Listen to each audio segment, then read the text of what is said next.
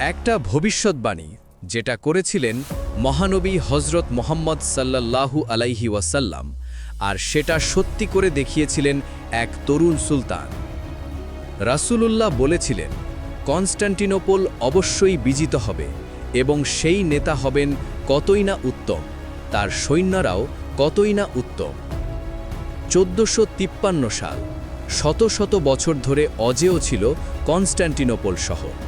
কিন্তু এক তরুণ মুসলিম শাসক সুলতান মোহাম্মদ আল ফাতিহ নিয়ে এলেন সেই ভবিষ্যৎবাণী পূরণের মিশন। শহরের দেয়াল এত শক্ত ছিল কেউ ভাঙতে পারেনি, কিন্তু মুসলিম বাহিনী নিয়ে এলো বিশাল কামান, যা কাঁপিয়ে দিল পুরো শহর। শুধু তাই না, সমুদ্রের চেইন ব্লক এড়াতে জাহাজগুলো টেনে নেওয়া হলো পাহাড়ের উপর দিয়ে। 40 দিনের লড়াই, তারপর এক ভোরে ইতিহাস বদলে গেল। কনস্টান্টিনোপল হলো ইস্তাম্বুল, এবং সত্যি হলো মহানবীর সেই ভবিষ্যৎবাণী। এই রকম ইতিহাস জানতে ফলো করো নট ক্যাজুয়াল।